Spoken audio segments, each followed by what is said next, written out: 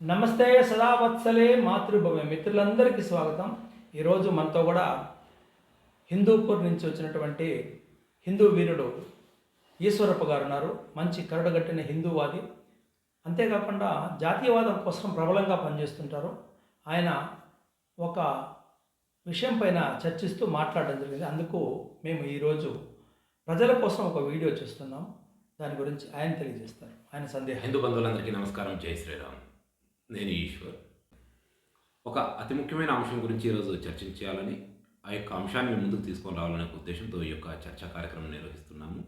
అందులో ప్రధానమైన అంశం ఏంటంటే 1999 డిసెంబర్ 24న మనకు కాందహార్ హైజాక్ అనేది, అంటే మన భారతదేశానికి సంబంధించిన ఒక విమానాన్ని ఉగ్రవాదులు కాందహార్ తీసుకెళ్ళి హైజాక్ చేసి తీసుకెళ్ళి, ఆ తర్వాత మన వారు ముఖ్యంగా ఒక తీవ్రవాదిని విడిచిపెట్టాలని ఒక డిమాండ్ తోటి ఆ యొక్క విమానాన్ని హైజాక్ చేయడం జరిగింది.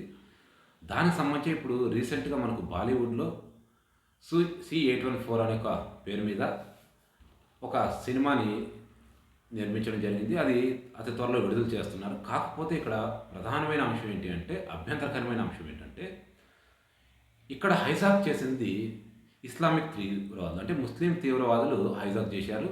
ఎందుకోసం చేశారు అంటే, మసూద్ అజర్ అనే ఒక పాకిస్తాన్కి సంబంధించిన ఒక తీవ్రవాదిని విడిచిపెట్టాలనే ఒక ప్రధానమైన డిమాండ్తో ఈ యొక్క హైజాక్ని చేయడం జరిగింది. కాకపోతే ఈ యొక్క బాలీవుడ్ చిత్ర యూనిట్ ఏదైతే ఉందో, ఆ హైజాకర్ల పేరుని ముస్లిం పేర్లుగా కాకుండా హిందూ పేర్లను మార్చి చరిత్రను వక్రీకరించే ఒక ప్రయత్నం చేశారు. కాబట్టి ఈ యొక్క అంశాన్ని మనం ఖండిస్తూ ఈ యొక్క చర్చని, ఈ యొక్క వీడియోని మేము చేయడం జరుగుతుంది. మన ఉద్దేశం అంటే IC-814 ఏదైతే ఉందో, ఈ IC-814 అనేటువంటి కాందహార్ హైజాక్ 1999లో దేశంలో ఒక భయంకరమైనటువంటి ఒక చర్చా కేంద్రంగా తయారైంది అనమాట. ఇది నేను ఆ రోజు కొత్తగా ఉద్యోగంలో చేరి ఉన్నట్టు, ఏదైతే హైజాక్ నేపాల్ నుంచి వస్తూ ఢిల్లీకి వచ్చే సమయంలో అది హైజాక్ కాబడింది. అక్కడి నుంచి కాందహార్ వెళ్ళేంత వరకు జరిగిన మొత్తం ఘట్టాన్ని ప్రత్యక్షంగా దూరదర్శన్ ద్వారా నేను వీక్షించడం జరిగింది. అంటే ప్రత్యక్ష సాక్షి అనమాట. ఇక్కడ దురదృష్టం ఏమంటే, ఈ IC-814 ఏదైతే ఉందో దాన్ని హిందూ తీవ్రవాదులు చేశారు అనేటువంటి వెబ్ సిరీస్ తీసుకొస్తున్నాం. అనుభవ్ సిన్హా అనేటువంటి వ్యక్తి మొత్తం మార్చేసి పేర్లతో సహా మార్చేశారు. చూడండి, దాన్ని ఇంతకుముందు మన మిత్రుడు చెప్పినట్టు అజార్ మసూద్ అనేటువంటి వ్యక్తే కాకుండా అహ్మద్ ఉమర్, షకీల్, సయద్ షేక్ అనేటువంటి వాళ్ళు అందరూ కూడా ఉండేవాళ్ళు అనమాట. వీళ్ళందరినీ కూడా విడుదల చేయించాలనే ఉద్దేశంతో ఈ త్రిభువన్ ఇంటర్నేషనల్ ఏదైతే కాఠ్మండూలో లేచినటువంటి, ఇప్పుడు 24 లేచింది. అది లేచిన వెంటనే గంటకంతా అది హైజాక్ కాబడింది. అక్కడి నుంచి వాజ్పేయి గారికి నిద్రలేని రాత్రులు చేశారు. ఎవరంటే ఆనాటి ప్రతిపక్షంలోనంటే కాంగ్రెస్ పార్టీ. మిత్రులారా, చరిత్రను వక్రీకరించడానికి ఎంత పరాకాష్ఠకు వెళ్తారంటే, మన కళ్ళ ముందు కనబడుతున్న చరిత్రను ఎంత వక్రీకరించేశారు. హిందూ పేర్లు తీసుకొచ్చారు. ఉదాహరణకి అది చేసిన వాడు ఇబ్రహీం అత్తర్, సన్నీ కాజీ, షహీద్ సయీద్, మెస్త్రీ జహూర్, షకీర్, వీళ్ళ పేర్లు ఏ విధంగా మార్చారు? శంకర్ అంట, బోలా అంట, డాక్టర్ అంట, చెఫ్ అంట, ఈ పేర్లతో వాళ్ళని హిందూ పేర్లతో మార్చి వాళ్ళందరినీ హిందువులు అనేటువంటి ఉద్దేశంతో చేయడం జరిగింది. ఇంత దారుణమైనటువంటి చరిత్ర వక్రీకరణ గురించి మనము ఇప్పుడే మన కళ్ళ ముందే ఈ విధంగా ఉంటే, ఇంతకుముందు మా మొఘలాయుల గురించి ఇంతకుముందు జరిగినటువంటి విషయాలు కూడా ఎందుకు మార్చుండరు అనే దానికి ప్రత్యక్ష నిదర్శనం అనమాట. మిత్రులారా, నా వీడియో నచ్చినట్టయితే లైక్ చేయండి, షేర్ చేయండి, సబ్స్క్రైబ్ చేయండి. హిందూ జాతీయవాదం కోసం చేస్తున్న పోరాటంలో మీరందరూ సహకరించండి. ఈ వీడియోను అందరికీ షేర్ చేయండి. తర్వాత ఇక్కడ మనము ఆలోచించాల్సిన విషయం ఏమంటే, ఈశ్వరప్ప గారు ఆ రోజు అమృత్సర్లో దాన్ని ల్యాండ్ చేశారు. రీఫీలింగ్ కోసం ల్యాండ్ చేస్తే అంత గంటన్నర వ్యవధిలో ఢిల్లీకి రావాల్సింది అమృత్సర్కి వెళ్ళింది. అమృత్సర్లో దాన్ని పేల్చేయాలనేసి ఆనాటి మన భారత ప్రభుత్వ సెక్యూరిటీ అడ్వైజర్ బిజేష్ మిశ్రా గారు, తర్వాత అసిస్టెంట్ అడ్వైజర్ అజిత్ డోవల్ గారు, వీళ్ళంతా నిర్ణయాలు తీసుకునే ప్రయత్నాలు చేస్తూ ఉంటే కాంగ్రెస్ వారు ప్రతిపక్ష నాయకులను పిలిచి, అయ్యా మేము ఈ మన దేశానికి సంబంధించినటువంటి ఒక విమానాన్ని హైజాక్ కాబడింది, కాబట్టి దాన్ని రక్షించే ప్రయత్నం చేస్తాను, అందరికీ ఎటువంటి కష్టాలు లేకుండా చేస్తాము అనేటువంటి ఉద్దేశం చెప్తే, ఆ విషయాన్ని సోనియా గాంధీ కాంగ్రెస్ పార్టీ ఏం చేస్తుందంటే ప్రజలకు విడుదల చేసేసింది. అంటే అంటే ఇక్కడ ఒక పాయింట్ సార్, ఇప్పుడే కానీ దేశ రక్షణకు సంబంధించిన అంశాలు ఏవైతే ఉన్నాయో, ఒక బాధ్యతాయుతమైన ప్రధాని పదవిలో ఉండి వాజ్పేయి గారు ఆ యొక్క ప్రతిపక్ష నాయకులను బాధ్యతాయుతంగా వారిని పిలిచి వారితో చర్చించినప్పుడు, ఇది దేశ రక్షణకు సంబంధించిన అంశం కాబట్టి వీటిని ఎట్టి పరిస్థితిలో కూడా బహిర్గతం చేయకూడదు, పబ్లిక్కి విడుదల చేయకూడదు. కానీ దీన్ని ముఖ్యంగా సోనియా గాంధీ మరియు అనుకో ఆ గ్యాంగ్ ఏదైతే ఉందో వారంతా చేరి ఏదైతే ఈ ప్లాన్ ఏదైతే ఉందో, అంటే ఏదైతే హైజాక్ చేయబడిందో ఆ యొక్క ఫ్లైట్ ఏదైతే ఉందో దాన్ని, అందులో ఉన్న మన భారతీయులను ఏ విధంగా రక్షించాలని ఒక ఏదైతే వ్యూహాత్మకంగా ఒక పథకాన్ని రూపొందించారో అలాంటి దాన్ని నేరుగా తీసుకొచ్చి ప్రజల ముందు, అంటే ఎవరు బాధితుల ముందు, అది బాధితుల ముందు చెప్తున్నారు అంటే, అంటే ఒక రకంగా చెప్పాలంటే ఇది మీడియా ద్వారా మొత్తం ప్రపంచం మొత్తం తెలియాలి, తద్వారా ఈ ప్లాన్ ఫెయిల్ అవ్వాలనే ఉద్దేశమే కదా. ఆడ ఏం జరిగిందంటే ఆ విధంగా చెప్పడమే కాకుండా ఆ బంధువులందరినీ కూడా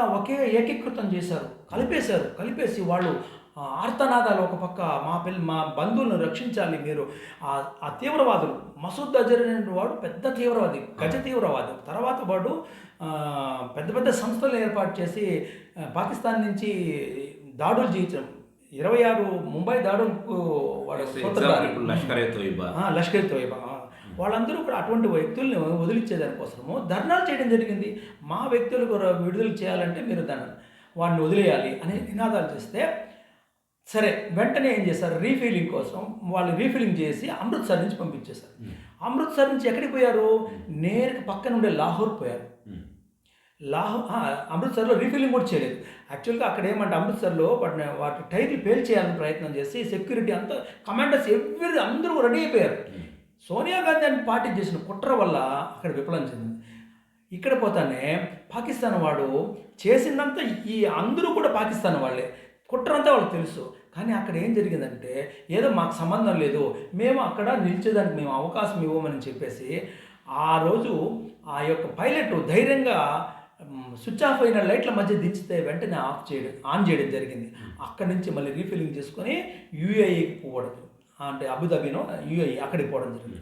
అక్కడి నుంచి వాళ్ళ ఫైనల్ డెస్టినేషన్ ఏదరా అంటే కాందహార్. అప్పుడు కాందహార్ అనేది ఆఫ్ఘనిస్తాన్ రెండుగా విడిపోయింది. కాబూల్ వేరే వాళ్ళ చేతిలో ఉంది, తాలిబాన్ల చేతిలో కాందహార్ ఉంది. ఈ కాందహార్ ఉండేటువంటి తాలిబాన్లతో మొల్లా ఉమర్ అనేటువంటి వాటితో నైస్గా మాట్లాడినారు. రండి పర్వాలేదు, మేము దాన్ని ప్రజలంతా చేయిస్తామనేసి చెప్పి చివరి వరకు అదేమంటారు డిస్కషన్స్, డిబేట్స్, నెగోషియేషన్స్ అంతా చేసి చర్చలు.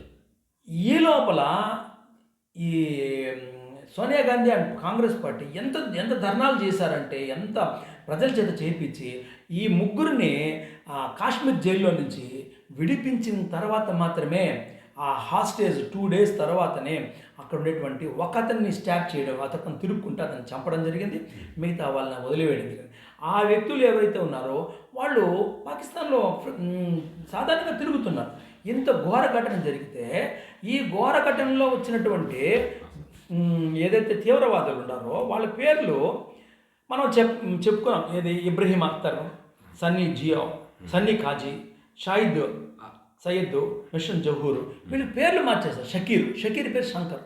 అంటే మన హిందువుల తీవ్రవాదులుగా చూపించేదానికి చేసినటువంటి ఒక భయంకరమైన కుట్ర అన్న విషయం మనకు స్పష్టంగా తెలుసుకుంటే సార్, ఈ అంశాన్ని కనుక ఇప్పుడు ఏదైతే ఈ పేర్లు మార్చడం చూస్తుంటే ఖచ్చితంగా ఈ యొక్క ఘటన వెనుక, దీని వెనకాల జిహాదీ శక్తుల యొక్క కుట్ర ఖచ్చితంగా ఉందని నేరుగా కనబడతాం కదా. IC 814 చేసిందే వాళ్ళు. ఎవరు? మసూద్ అజర్ కోసం చేశారు. మసూద్ అజర్, మీరు ఒక్క నిమిషం మిత్రులారా, ఖడ్గం సినిమా చూస్తే ఖడ్గం సినిమాలో లాస్ట్లో మన శ్రీకాంత్ తుపాకుతో కాల్ చేస్తారు. అప్పుడు సేమ్ క్యారెక్టర్ అదే, ఆ క్యారెక్టర్ అనమాట.